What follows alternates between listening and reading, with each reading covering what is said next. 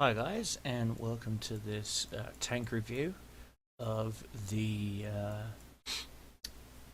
T26 E4 Super Pershing. This tank is a Tier 8 US premium tank. First off, I'd like to say thank you to someone else too. You can see his name up top here. He gifted me this tank free of charge, and half my clan's going nuts because thanks for ruining my video, guys. But just wanted to say thank you for gifting me this tank.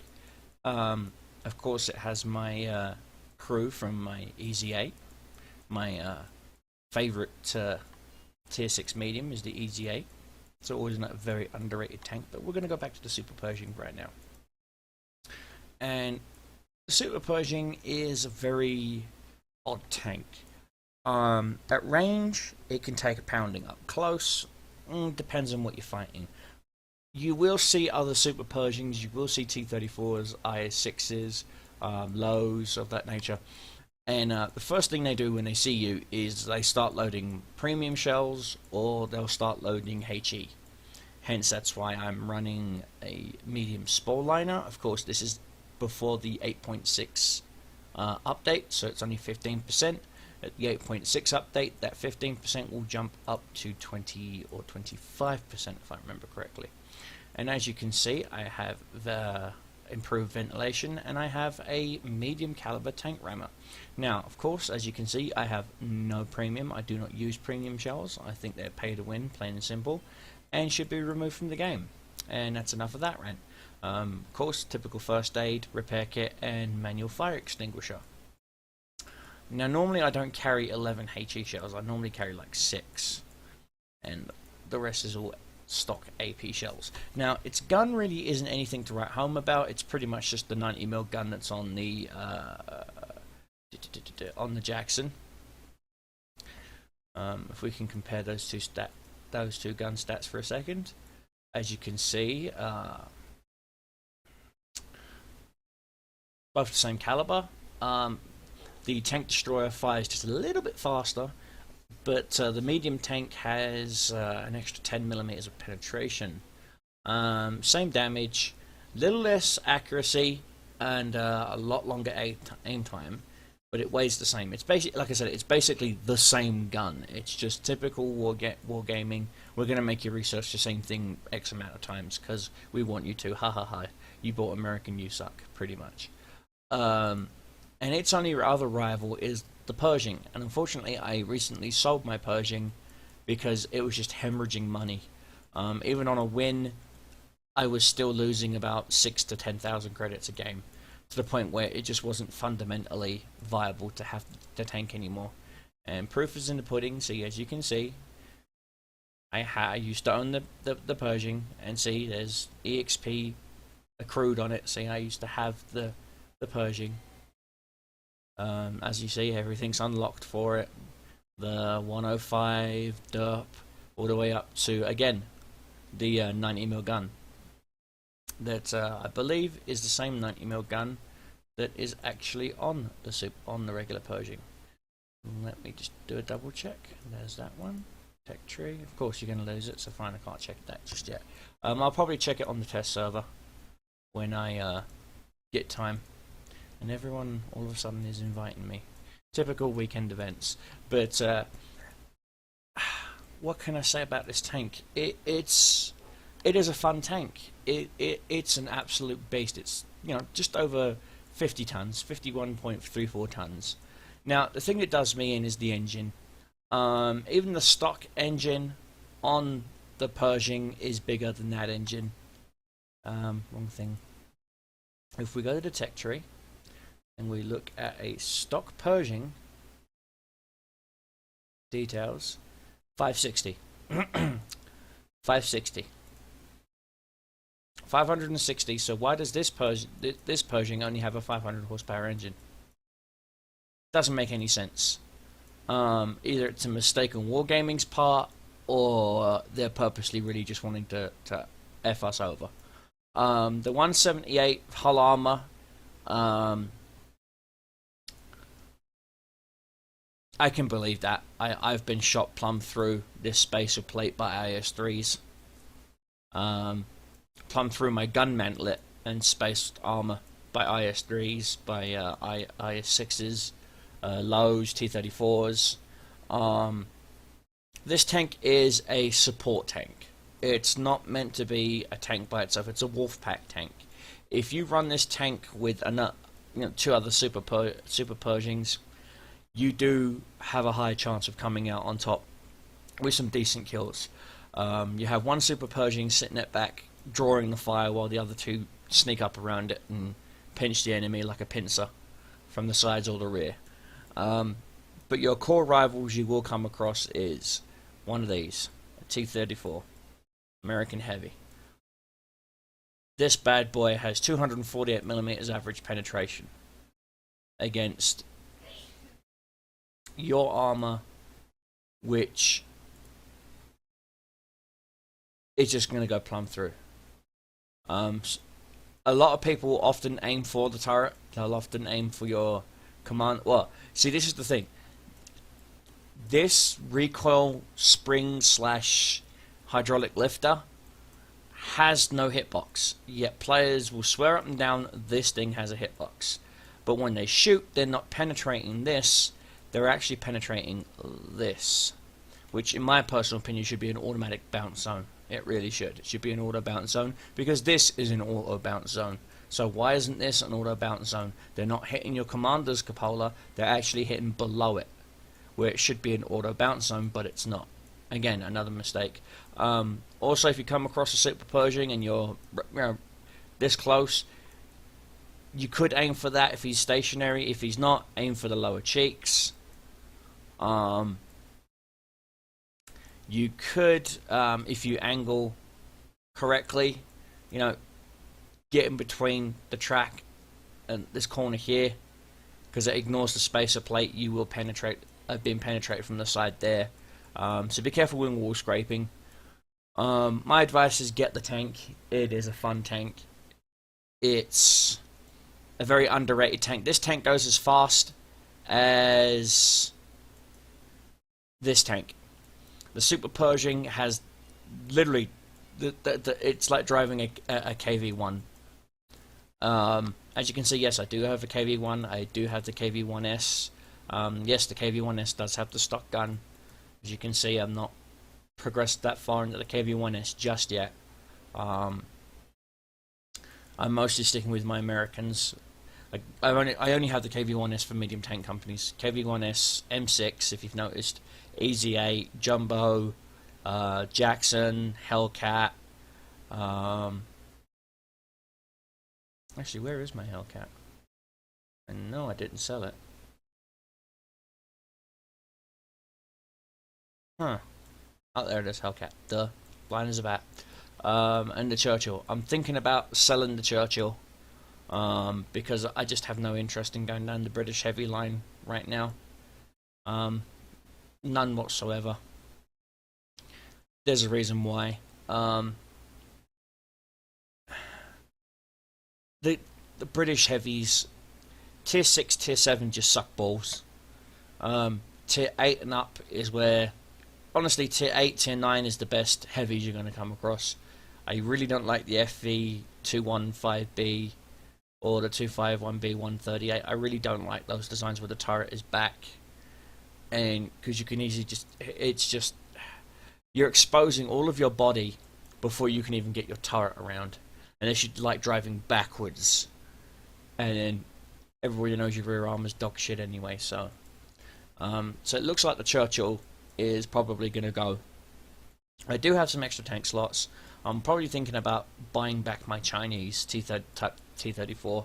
Well, it's the same stock gun that's actually, ironically, on the KV-1S. See the ZIS-5? It's the same tank. It's the same cannon. Double check that for you guys. Detail. No, don't want details. Go in. No, sorry. It's, yeah, but the 57mm is the tank gun to get. with that gun you can actually penetrate and kill something. I don't seem to understand what Wargaming's idea is to give you a shitty gun at the start of the game, at the start of the tank, just to really ruin it for you. Because that's ultimately what it does, just ruins it for you. But back to the Super Purge, my personal take on the Super Purge is get it, buy it. It's going to be a permanent mainstay along with the T-34 and along with the AT-15A. You guys have seen some videos I've done before on the AT-15A. I love the AT-15A. They just need to really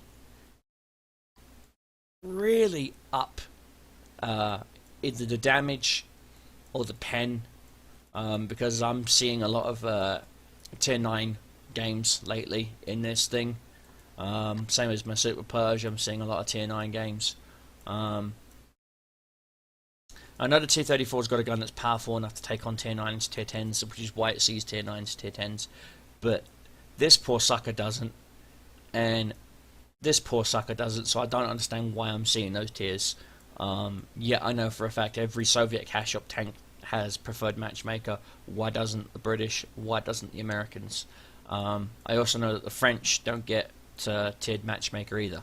I've seen so many FC50s in Tier 9, Tier 10 games, it's not even funny. Wargaming really does need to approach their matchmaker system when it refers to the premium tanks, and seriously needs to reevaluate them.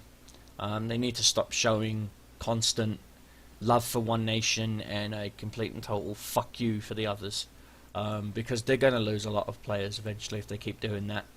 I do have the T21 simply because I will be going down and getting the T71, which then leads into the T69, which leads into the T54E1 and then the T57 Heavy, simply because they're alternate heavy tanks. Once I'm done with the T21, I will be selling it absolutely immediately because it is total freaking garbage. I would rather go back to the T20 than have this piece of shit. This, if you look at the tech tree, going down the medium line, you've got to go through the bane of the M3 Lee. Pretty much, the T21 is the bane of the M3 Lee. It is the bane of the light tanks. It is the M3 Lee, if you will, of the light tanks. It is a pain in the arse. It's too big to use as a static scout. It doesn't have enough armor to where even a T50 can penetrate you from the sides, from the front, from the rear. It doesn't matter. And yet your guns are completely dog shit. You've got the same gun that's on the, let's see, on the M4, the E2, and the EZ8. And my personal preference is, guys, if you've got enough free EXP built up, freebie it. Yep, see, the A2. Same gun that's on my EZ8. If you've got enough EXP, power your ass. Just power grind past this thing. Save yourself the headache. Unfortunately, I don't have premium, as you can see. I'm stuck with a standard account, which is why I'm not running my T32 as much as I would love to. Again, this thing hemorrhages money. The T29, unless you've got more than 2 kills, you'll lose money. At this point, Tier 7s, 8s, 9s, and 10s is all hemorrhage money unless you have premium. I hate to say it, but it's the truth. And I can't wait for this new economy overhaul that Wargaming have planned, because apparently, according to Wargaming, there's not enough Tier 10s. Well, here's a hint. Fix the economy. Fix it so that you don't always have to have premium. Premium this, premium that, premium this, premium that, premium... No. Fix it. You know? Why do I have 4 premium shells in this tank? That's awkward. I normally don't have premium. And the only tank I normally have premium in is my tank destroyer, and that's only 5 shells. That's because my poor Jackson often sees tier 8, tier 9s. Well, anyway. That's awkward. Super awkward. And, well, guys, this is the garage view of the Super Purge. My personal take is always watch your 6. Make sure you can't get flanked, because this thing can't turn for crap. Even with the next tier skills I'm going to be getting, as you can see, these guys are almost finished up their second tier. the first thing my driver is going to be getting is clutch braking. The next one my loader is going to be getting is skills. Probably, yeah, it's going to be Deadeye, just so I can get that extra, or designated target. Most likely Deadeye. Driver will definitely be getting, because he's already got smooth ride, he'll definitely be getting either clutch braking, off-road. Suggesting the driver gets most of the most decent skills, either clutch braking or controlled impact. Because I've got the weight, I just don't have the speed. So when other idiots ram me, I'm hoping that controlled impact along with the spool line armor will save me. I highly doubt that, but off-road driving, because these new physics updates have really altered the maps. Areas where my Easy 8 used to just cruise around now bogs me down. So off-road driving is definitely going to have to be a must. And the best thing is, all three of those skills kick in immediately, which is one of the things I absolutely love. Preventive maintenance is actually a really useful skill on the test server, because a lot of people run heat ammunition. As for my radio guy, he's already got situational awareness. I'll most likely give him either relaying or signal, probably signal boosting, just for that extra ha ha ha. As for you, I'll probably give him adrenaline rush. Yeah, most likely adrenaline rush. And my commander, of course, will be getting probably recon or sixth sense. I'll most likely reset my commander, give him sixth sense, keep brother in arms, give him sixth sense, and then give him mentor to help power grind the third tier. And I don't have anything in repairs or camouflage or firefighting just yet. Why? Because I have the manual fire extinguisher. As for the camouflage and repair ratings and stuff, doesn't really bother me. The only thing that usually gets destroyed on the SuperP is my tracks.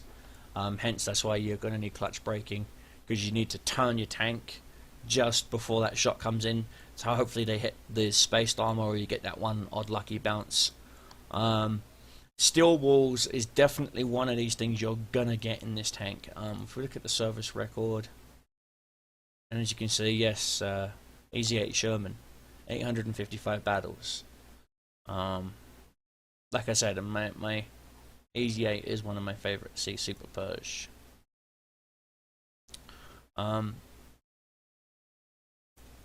If we look at my SuperP, sniper, 5 steel walls, 1 Confederate, 9 master gunners, 1 cool-headed, 20 sharpshooters. Typical rest of those bullets, medals and stuff. But if you find an area that you're comfortable in, where you think artillery is not going to hit you, and that's another thing, be very wary of artillery. Artillery seems to love SuperP, hence that's why the spore liner again helps with artillery shells. I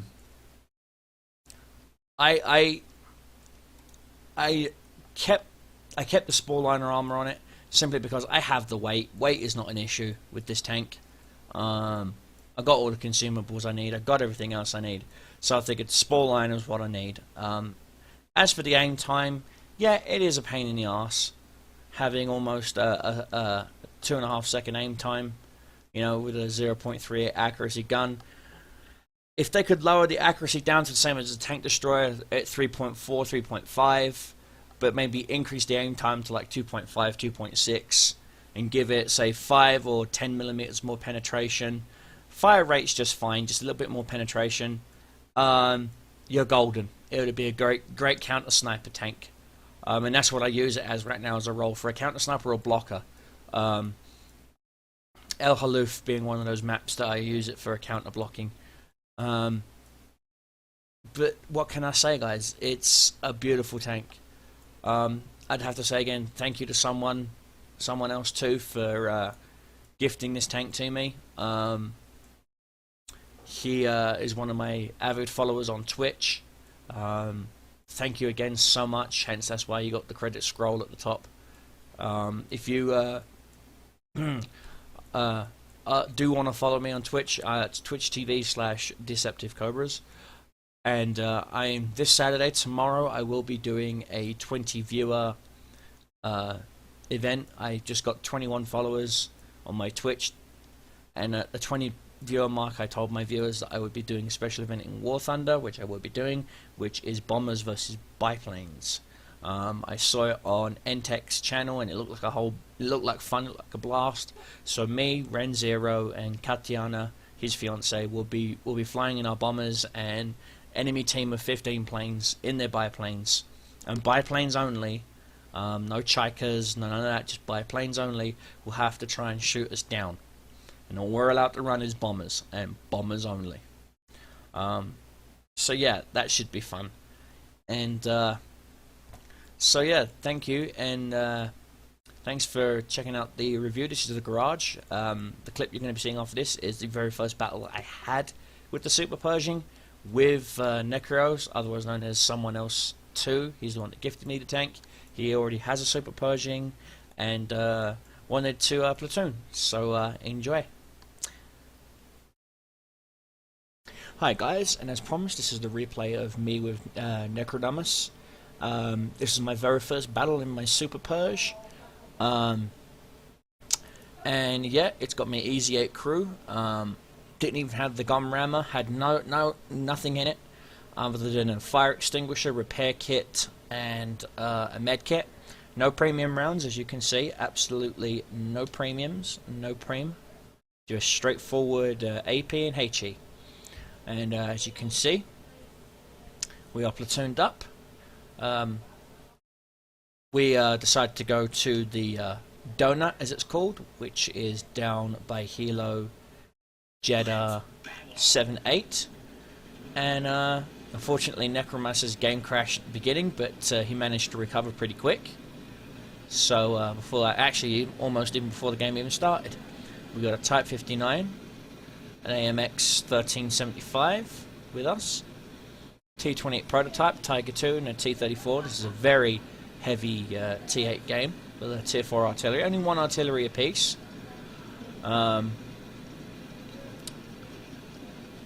As you can see, we're at T-34 waiting for backup, and the lighter of the tanks go rushing in. Tiger 2 stays this close. Necro decides to give us support, so he's going to hang up on the corner of Jeddah 7. Enemy Type 59 trying to make a YOLO move, trying to slow us down. It's him saying that I seem like a good guy and I could have fun with it.